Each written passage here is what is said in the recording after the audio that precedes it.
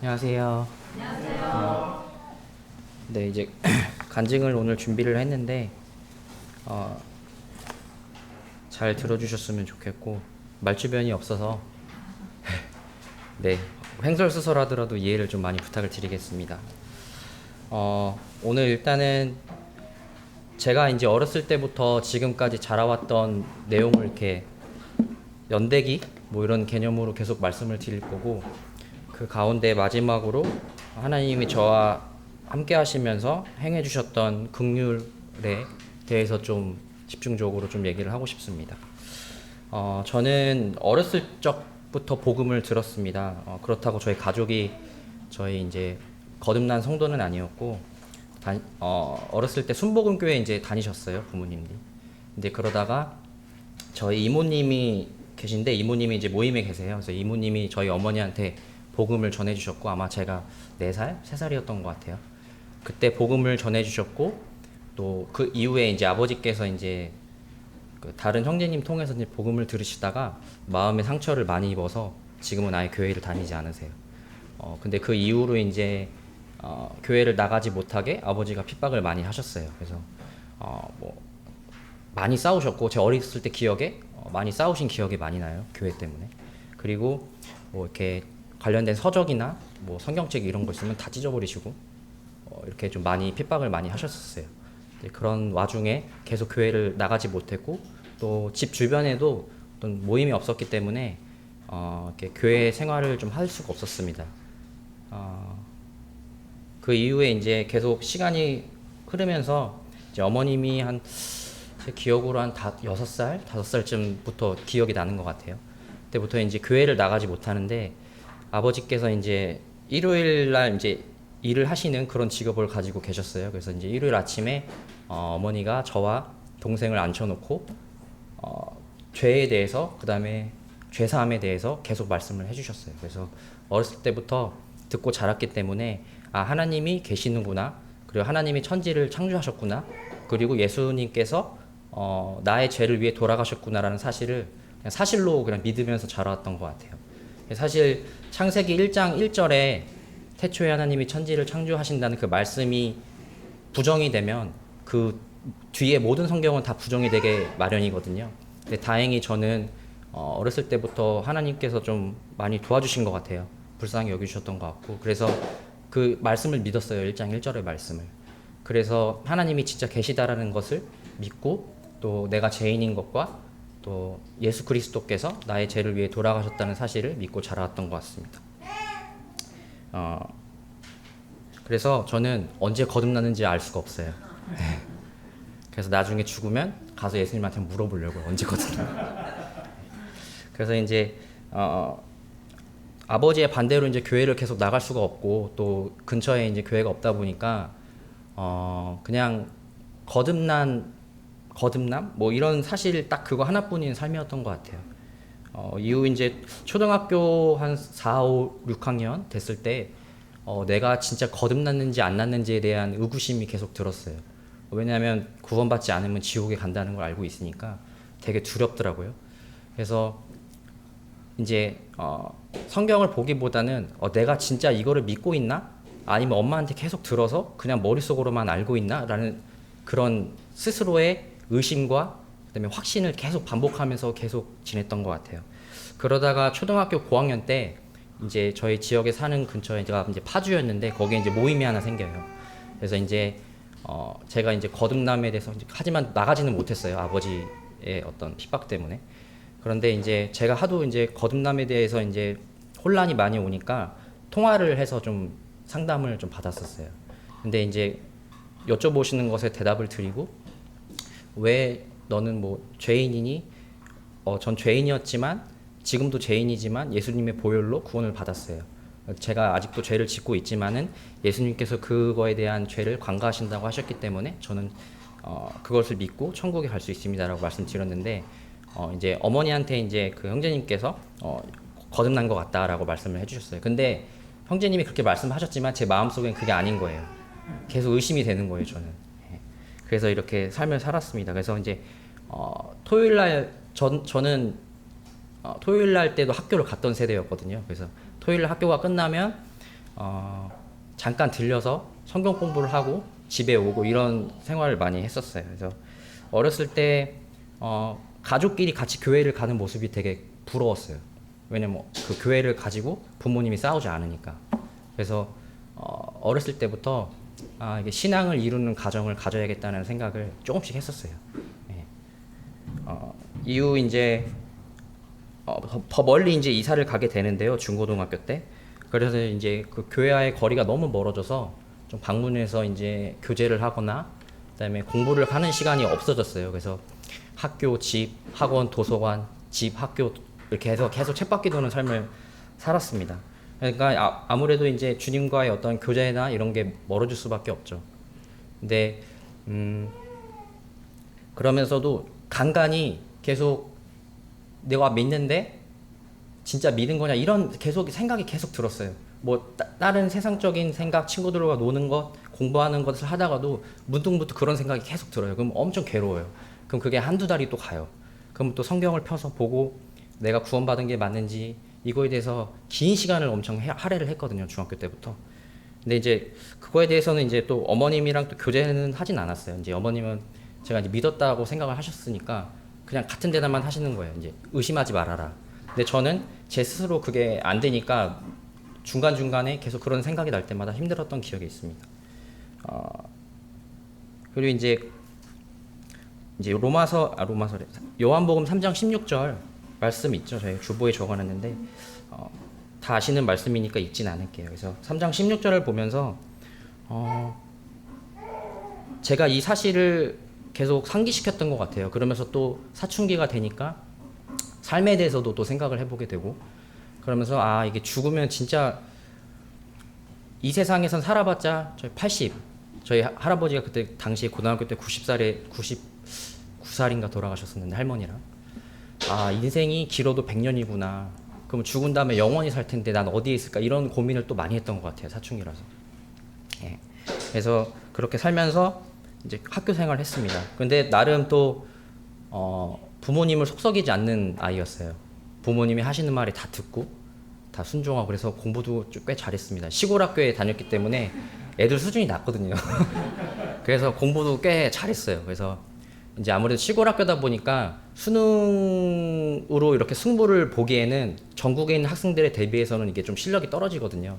그래서 이제 수시를 통해서 이제 대학을 진학을 하려고 공부를 열심히 했습니다. 그래서 꽤 잘했어요. 그래서 평점이 5점 만점에 4.8이었어요.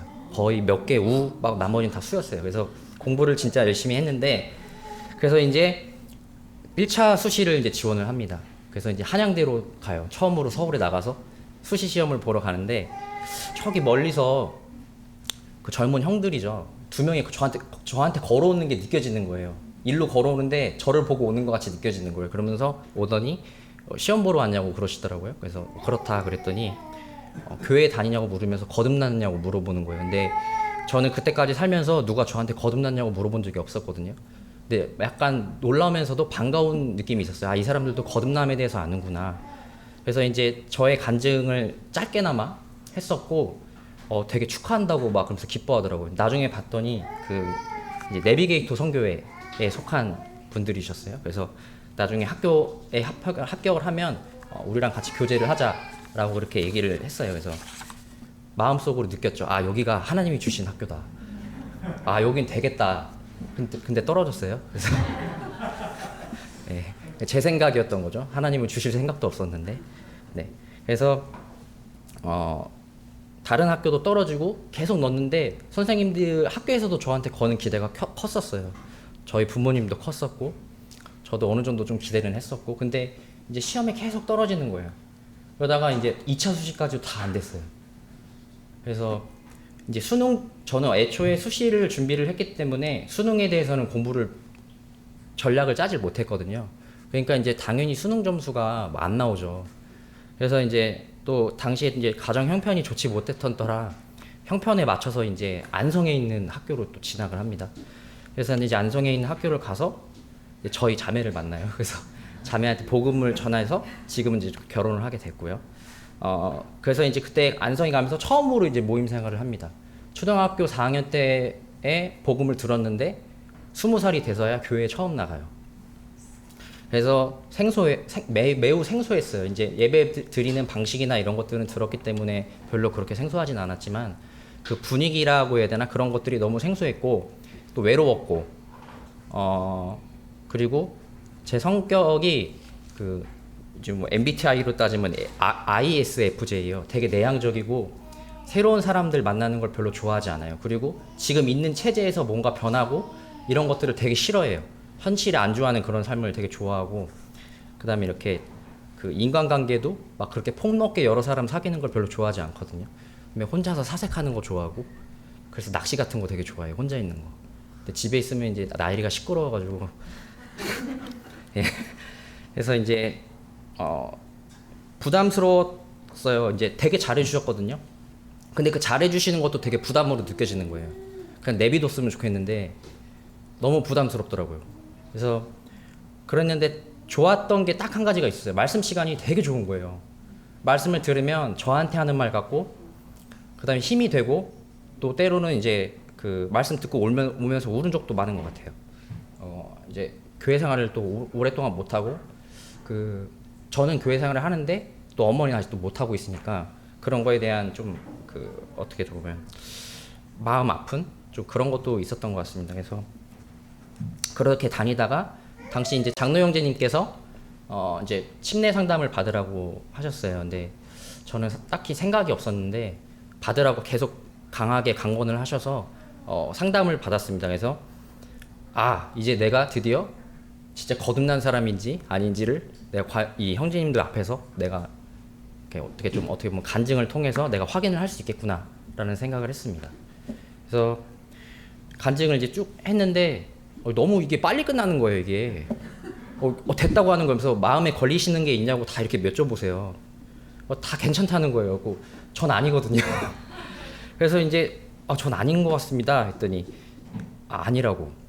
자꾸 그런 거에 이제 매몰되지 말라고 얘기를 해주시더라고요. 자꾸 깊게 이렇게 하지 말아라. 주님께서 다 이루어놨기 때문에 그걸 받아들였으면 그걸로 됐다. 자꾸 거기에 매몰되지 말아라라는 얘기를 해주셨던 것 같아요. 그래서 이제 침례를 받게 되는데 침례 때 받을 때도 이제 부모님도 못 오시죠. 그래서 그때 저희 어머님한테 복음을 전했던 이모 가족이 오세요. 예, 이모 가족이 오셔서 같이 이제 축하를 해주시고 이제 돌아가셨습니다. 그리고 이제 침례를 받게 됐는데 받고 나니까 부담이 더 오는 거예요. 내가 뭔가 교회를 위해서 해야 된다는 그런 생각 아무도 저한테 시키질 않았지만 그런 압박감, 그런 스트레스 이런 것들이 계속 마음속에 있었어요. 그래서 성도님들과의 어떤 인사들 하고 가까이 지내지만 어느 정도 저 스스로 약간 이렇게 거리를 두는 그런 경향이 있었던 것 같습니다. 그리고 이제 군대를 가게 되고 군대에서도 이제 제 사수가 이제 군종병이다 보니까 성경에 대해서도 막 얘기를 하고 그 사수가 저한테 너는 그 구원의 확신이 있냐고 물어보더라고요. 그래서 제가 있다고 했더니 되게 부러워했어요, 저를. 근데 그때 복음을 전할까 말까 하다가 아무리 사수고 막 좀 어렵고 무섭고 하니까 못 전했는데 지금 되게 후회가 많이 됩니다. 지금은 교회를 안 다니는 것 같아요. 그래서 한 번씩 이제 연락을 하다가 이제 끊어졌는데 그때 주님이 주셨던 기회 같은데 제가 그거를 놓친 것 같습니다. 그래서 군대 생활도 무난하게 주님이 지켜주셔서 잘했어요. 그리고 이제 전역을 하고 이제 한동안 할 게 없잖아요. 그래서 이제 뭔가를 해야겠다를 생각해서 영어 공부를 또 시작합니다. 토익 공부를 시작을 해서 점수를 좀 잘 받아요. 그래서 이제 그거랑 해서 이제 운이 좋게 서울에 있는 대학으로 제가 편입을 하게 됐어요. 그래서 이제 서울에 있는 대학에 편입을 하게 되면서 당시 자매가 이제 서울 봉천동에 있는 그 봉천동 교회에 다녔거든요. 그래서 이제 제가 혼자 교회 생활을 했기 때문에 혼자 다니는 게 어떤지를 아니까 제가 그래서 이제 학교가 노원구에 있었거든요. 그럼 주일마다 이제 기차를 타고 한 50분씩 왔어요. 자매랑 같이 교회를 가려고 해서 봉천동 교회 같이 이제 교회를 다니게 됐습니다. 제가 그때 다닐 때 참 후회됐던 부분이 그때 교회 생활을 하면서 좀 더 많이 묵상하고 좀 이렇게 본이 되는 모습을 이제 자매한테 보여주고 믿음의 성장을 같이 했어야 됐는데 그렇게 하지 못한 것 같아요. 그래서 제 자매한테도 미안하고 되게 후회되는 시간이었던 것 같아요, 스스로가. 그리고 이제 대학교 3학년 때부터 이제 본격적으로 취업 준비를 합니다. 그래서 당시에 이제 제가 기도를 이제 그때 열심히 했어요. 그래서 첫 번째 기준이 주일날 교회를 갈 수 있어야 된다. 두 번째 기준이 근무지가 옮겨져서는 안 된다. 세 번째 기준이 음주 문화나 술 문화가 좋은 곳이어야 된다. 이렇게 술을 많이 권하지 않는 곳이어야 된다. 이런 게 세 가지만 기도했어요. 나머지 뭐 어디 직장 되게 해주세요. 연봉은 얼마 이상이어야 돼요. 라는 그런 기도는 전혀 하지 않았어요. 그거는 좀 아닌 것 같아서 기도를 하지 않았고, 그래서 기도를 하고 이제 준비를 계속 해나갔습니다. 그 이유는 이제 또 주일날은 당연히 교회를 가야 되는 것이고 근무지가 옮겨지게 되면 자꾸 가족이랑 떨어져 있잖아요. 근데 제가 말씀드렸다시피 저는 어렸을 때부터 같이 가족끼리 교회에 가는 걸 그립다고 했잖아요. 부러워했다고. 그래서 그런 마음이 있어서 가족이랑은 항상 함께 있어야 된다는 생각이 있어요. 이제 직장이 가족을 위해서 있는 건데 직장이 우선되는 건 뭔가 바뀌었다고 생각을 하거든요. 그래서 이제 그런 생각을 가지고 기도를 쭉 했습니다. 제가 이제 전기공학이었어요. 그래서 전기공학이다 보니까 건설사나 뭐 플랜트 사업, 그다음에 정유 사업 막 이런 데를 지원을 많이 하거든요. 근데 그런 데는 직장을 자주 옮겨야 돼요. 왜냐면 공사 현장이나 이런 것들이 막 바뀌니까 또 해외도 막 가야 되고 뭐 이제 비기독교원 국가, 뭐 이슬람 이런 쪽, 뭐 두바이, 뭐 이라크, 뭐 이런 데를 가야 되니까 그거는 제가 마음에 합당하지 않다라는 생각이 들었어요. 그래서 그런 부분들은 과감하게 이제 배제를 했습니다. 원서 자체를 넣지 않았어요. 그러니까 제가 취업 준비를 할 때가 2011년, 10년, 11년, 12년 정도였거든요. 근데 그때가 우리나라에 이제 플랜트나 건설 사업이 막 부흥이 일어날 때였어요. 그래서 인원도 많이 뽑았고, 그리고 급여 수준도 꽤 좋았고요. 근데도 이제 쉽게 되지가 않는 거죠. 이제 마음이 안 되는 거예요. 이건 아닌 것 같다. 그래서 다 원서를 안 넣으니까 공대에서 수도권에 갈 수 있는 직장이 몇 안 돼요, 사실은. 네. 뭐 삼성전자나 뭐 이렇게 몇 개의 회사밖에 되질 않아요. 그래서 그런데도 내 실력은 거기까지 안 되는 것 같고, 그런데도 이제 기도를 계속 했습니다. 이제 제 기준을 바꾸지 않았어요. 기도에 대한 기준의 기도의 기도 제목을 바꾸지 않고 계속 기도를 했고, 그러네 다행히 하나님께서 저한테는 매우 과분한 직장을 좀 주셔가지고 지금은 그 해당 직장에 입사를 해서 다닌 지 지금 10년 차가 됐습니다. 26살에 바로 들어갔고요. 또 하나님이 도와주셔서. 네. 그래서 입사하고 됐다. 이제 모든 것이 됐다. 이제 일요일날 교회도 갈 수 있는 직장이 됐고 가족과 함께 있을 수 있는 직장도 됐으니까 당연히 세 번째 음주 문화가 좋은 곳에 갔겠지라고 생각을 했어요. 근데 이제 입사를 하고 입사회 신입생 환영식을 하는데 와 이만한 통에다가 술을 담아는 거예요. 그리고 이거 마시라고 하는데 저희가 이제 부서가 다 남자예요. 그래서 엄청 욕도 많이 하고 분위기가 엄청 무겁습니다. 막 육두문자도 많이 날아다니고 선배들한테 얘기할 때도 그 당시에는 요를 못 썼어요. 군대처럼 단아가를 썼어요. 그렇습니다. 아니 그렇습니까? 이렇게 아니요 이런 걸 쓰면은 다 쳐다봤어요. 이렇게 그게 위계질서가 엄청 심한 곳이었어가지고 그 분위기에서 와 이거 술을 마시라고 하니 또 앞에 입사한 동기들 다 잘 마셔요. 그래서 이제 긴장을 했죠. 근데 팀원이 한 4, 50명 정도 됐어요. 그래서 이제 막 다 분위기가 무르익고 있는데 저는 크리스천이어서 마시지 않습니다 했더니 분위기가 확 식는 거예요. 그래서 표정이 다 안 좋아요. 그래서 속으로 난 이제 큰일 났다. 이제 주님이 알아서 책임지세요라고 얘기했어요. 그래서 한동안 그 이후에 입사하고 한 1년을 힘들었어요. 그런 것 때문에. 네. 선배들이 이제 세상에서는 이제 그런 거 주는 게 예의고 관심이 있어서 이렇게 챙겨주는 건데 거절을 하니까 되게 버릇없다는 얘기도 많이 듣고 네 하고 싶은 대로 회사 다니는 애라고도 많이 찍혔고. 근데 지금은 괜찮아요. 지금은 하나님께서 긍휼을 많이 베풀어 주시고 불쌍히 여겨 주셔서 또 그 가운데서도 절 이해해 주고 좋은 선배들도 만났고 또 그걸로 인해서 뭐 고가에 대한 차별이나 뭐 그런 걸 받게 하시지도 않았어요. 오히려 더 이렇게 인정도 어느 정도 받게 하시고 이렇게 좀 도와주셨습니다. 이제 시간이 이제 흐르고 이제 자매랑 이제 결혼을 하게 되고 이제 저희가 회사가 이천에 있거든요. 그래서 이천에서 출퇴근할 수 있는 가장 가까운 거리가 어디일까? 그리고 자매의 처가는 사당동이거든요, 서울에. 그래서 강동구 쪽으로 이제 전셋집을 이제 구하려고 해서 강동에 있는 강동교회로 이제 교회를 이제 청거를 하게 됩니다. 이제 거기 가서는 이제 성화에 대해서 많이 배웠던 것 같아요. 성화에 대해서, 성화의 삶에 대해서 매우 중요하게 생각하시는 분이셨기 때문에 형제님께서. 그래서 성화에 대해서 성화가 이런 거구나, 이렇게 살아야 되는 거구나라고 해서 깨달음이 많이 얻었고 좋은 경험을 했습니다. 그러다가 이제 아주 인생에 있어서 힘든 일이 옵니다. 이제 아이를 갖게 돼요. 아이를 갖게 되는데 이제 심장 초음파를 받잖아요. 근데 제가 봤는데도 심장이 이상해요. 생긴 게. 이제 빨간 피, 파란 피가 막 섞여서 이렇게 섞여서 가요. 섞여서 빨간 피, 파란 피가. 이제 선생님 아무 말씀도 안 하시더라고요. 그래서 얼른 큰 병원을 가라 라고 얘기를 하셔서 갑니다. 근데 진단을 받았던 게 삼천판 폐쇄라는 심장병이었어요. 심장 기형인 거죠. 이제 원래 자심실, 자심방, 우심실, 우심방이 있는데 제가 자세하게 의학적인 걸 모르겠지만 심실에서 심방으로 가는 길이 막혀요.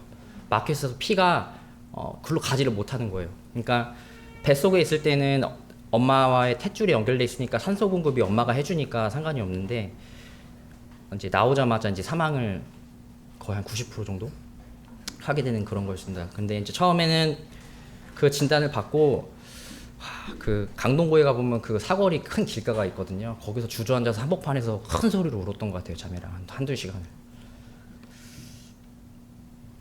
그래서 이제 그럼에도 하나님이 주신 아이니 낳자라는 생각이 있었는데 나오면 죽는다니까 힘들게 또 자매가 자연분만을 하고 나왔는데 아이가 죽었을 때 그 자매가 받을 충격을 생각하니까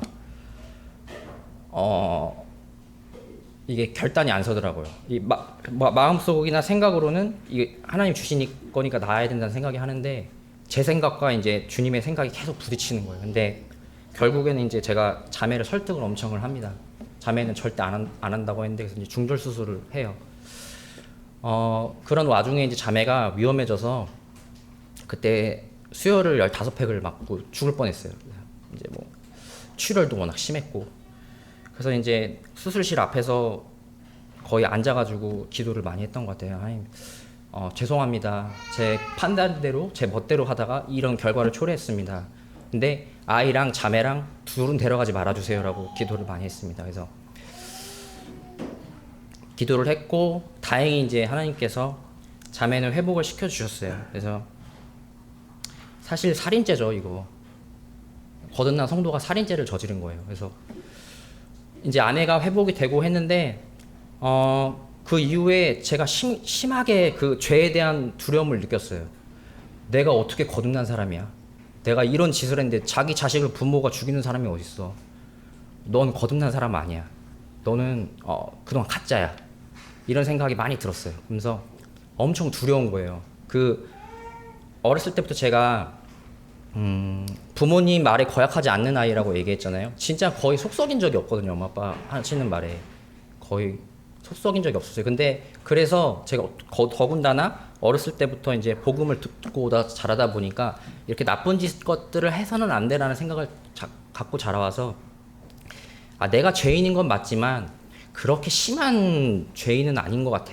세상 사람들처럼 내가 뭐 이렇게 세상 유흥을 즐기고 이런 것도 아니고 뭐 이런 걸 하는 것도 아닌 것 같은데 그렇게 생각을 했다가 이 일을 겪고 나니까 정말 제 자신이 정말 쓰레기처럼 느껴지는 거예요. 정말 싫었고 너무 두려웠어요. 그래서 그 마음이 막 깊이 깔아앉아요. 막 뭔가 누르는 것 같아요. 근데 그게 벗어날 수가 없어요. 회사 일도 안 되지. 그러니까 이제 회사에 이제 도면실이라는 데가 있거든요. 거기 아무도 안 들어와요. 깜깜하고 그러니까. 그래서 그 무릎을 꿇고 기도가 안 되더라고요. 막 바닥에 온몸을 댔어요. 너무 무서워서. 근데 이제 그때 동시에 또 저의 그 회사 생활 또 사회 생활에 대한 것도 이렇게 돌아보게 되더라고요. 그 회사 다니는 사람들과 같은 직장 동료들과 저랑 차이점이 그냥 술 안 먹고 담배 안 마시고 유흥주점 안 가는 것밖에 없는 거예요. 그냥 그거밖에 없어요. 나머지 뭐 언행이라든지 그다음에 그리스도의 모습을 전혀 나타내지를 못하는 거예요. 사실 술 안 먹고 담배 안 피는 거는 담배 안 피우고 하는 것들은 안 하는 사람 많거든요. 그러니까 이제 구별이 안 되다 보니까 이게 물론 행위로는 구원을 얻지는 못하는 거지만 구원받은 사람이라면 행위로 자기의 믿음이 증명이 된다고 야고보서에 돼 있잖아요. 그게 없으니까 난 100% 가짜다. 이거 아니다. 라는 생각이 들었어요. 그래서 한동안 교회에는 참석하지만 떡도 안 떼고 뗄 수가 없죠. 죄가 있는데 고린도전서에 보면은 자신의 몸을 분별하고 먹으라고 돼 있잖아요. 이게 안 되는 거예요. 뗄 수가 없더라고요. 그래서 한동안 떡도 떼지도 않고 이렇게 살았습니다. 그러면서 막 후회가 드는 거예요. 차라리 커서 복음 들었으면 좋았을 텐데. 네. 왜냐하면 커서 복음 듣고 거듭나신 분들은 변화가 확실하더라고요. 그게 부러운 거예요, 저는. 네. 그게 부러웠어요. 근데 저는 차이가 없는 거예요. 그러니까 너무 고통스럽고 힘들었습니다. 그래서 이때 성경을 참 많이 읽었어요. 성경을 진짜 많이 읽었고 그때 많이 읽었던 성경 말씀이 로마서 6, 7, 8장이었어요. 그래서 그때 로마서 7장 24절 주보 잠깐 보시겠습니다. 로마서 7장 24절에 오라 나는 공고한 사람이로다. 이 사망의 몸에서 누가 나를 건져내랴. 이 말씀이 흔히 듣는 말씀이었고 다 아는 말씀인데 진짜 저한테 하는 말씀 같았어요. 제가 이 상황이었거든요. 진짜 너무 힘들고 죄 때문에 고통스러우니까 누가 나 좀 이걸 해결을 해줬으면 좋겠다. 그래서 또 저희가 다니고 있던 모임에 형제님과도 교제를 했지만 전국에 있는 이제 GNTV 보면 말씀 전하신 형제님이 있잖아요. 전화를 했어요. 제가 막 힘들어서. 근데 교제를 해도 나아지질 않아요. 똑같아요. 그러니까는 아무한테도 얘기할 게 없는 거예요. 그러니까 기도밖에 할 수 없는 거예요. 하나님한테. 그래서 6, 7, 8장을 이제 읽으면서 이 바울의 심정과 사정이 바울의 내용이 아니고 저의 내용 같았어요. 진짜로. 제가 제 마음을 적은 그 내용 그대로인 것 같았어요. 그래서 이 말씀이 저의 모든 상황과 감정을 대변해 주었어요. 근데 이 당시에 또 하나님께서 또 이렇게 어떻게 인도를 해주셔가지고 그리스도의 연합과 성장과 관련된 영적 해방 이런 거에 대해서 좀 깊게 생각을 할 수 있도록 해주셨어요. 그래서 뭐 다비나 뭐 아이언사이드, 윌리엄 켈리 이런 분들의 주석을 엄청 많이 봤어요. 그러면서 이제 하나님이 조금씩 회복을 시켜주시는 거예요. 그러다가 로마서 8장 1절 2절 말씀입니다. 그러므로 이제 그리스도 예수 안에 있는 자에게는 결코 정죄함이 없나니 이는 그리스도 예수 안에 있는 성명의 법이 죄와 사망의 법에서 해방하였음이라. 이 말씀이 진짜 저한테 하는 말씀인 것 같은 거예요. 너무 기분이 좋은 거예요. 너무 기쁘고 내가 이미 해방됐지. 해방됐는데 왜 내가 자꾸 이렇게 얽매여 있었을까? 처음에는 바울이 이제 7장 24절에 나는 공고한 사람이다. 이 사망의 몸에서 누가 나를 건져내랴 해놓고 8장 1절에 그러므로 이제 그리스도 예수 안에 있는 자에게는 결코 정죄함이 없나니 이게 뭔가 문맥이 안 맞는 것처럼 느껴졌어요. 처음에는. 이렇게 죄 때문에 고통스럽게 하다가 갑자기 그러므로 정죄함이 없다고 하는 거예요.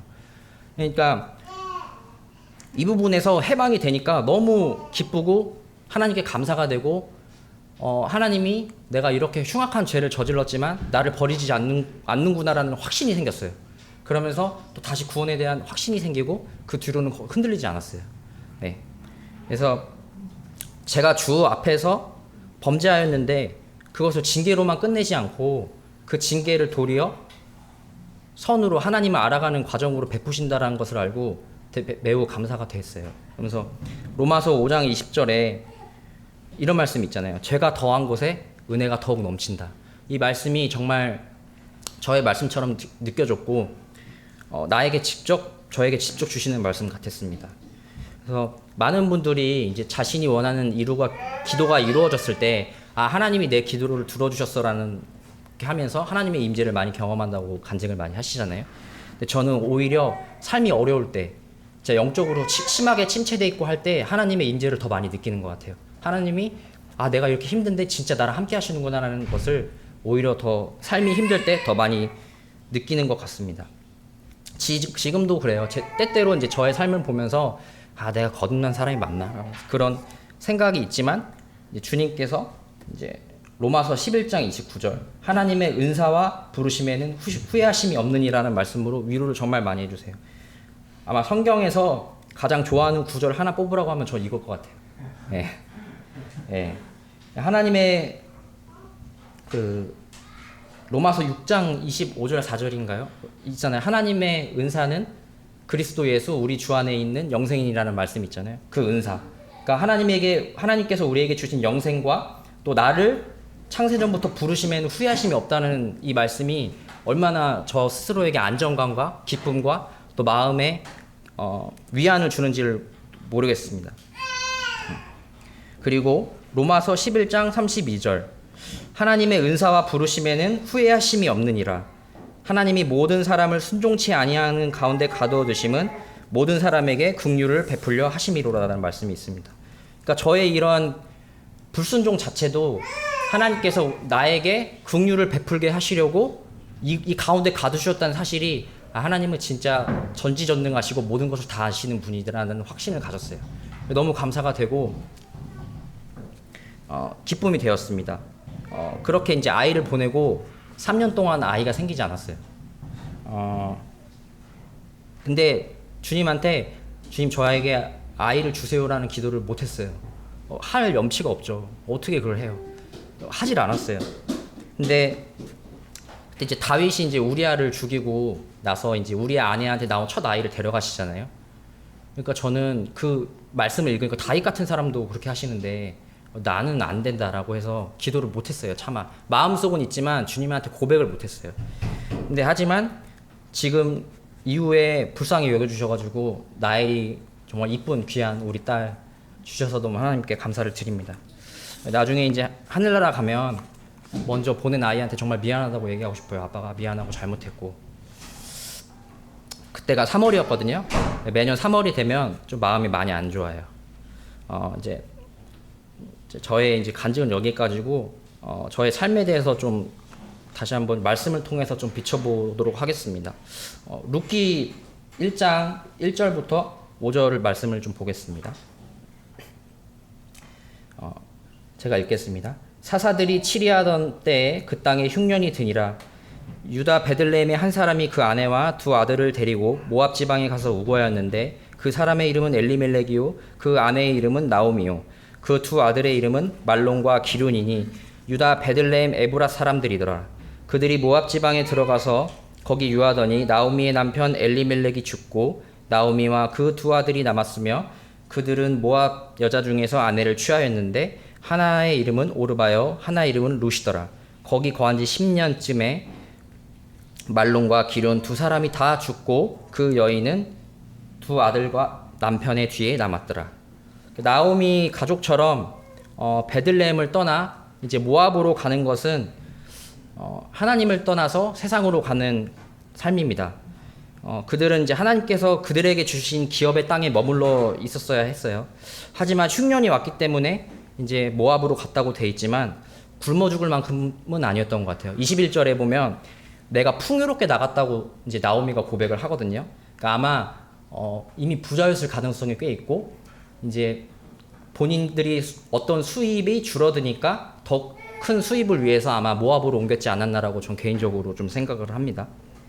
이렇듯 이제 나오미의 가족도 욕심이 있었고 나의 욕심과 내 생각으로 징계가 올 수도 있고 또는 하나님께서 인내와 연단을 위해서 그 징계 가운데 두실 수도 있어요. 하나님 안에 있다고 하나님 안에 거한다고 고난과 역경이 없는 건 아닌 것 같아요.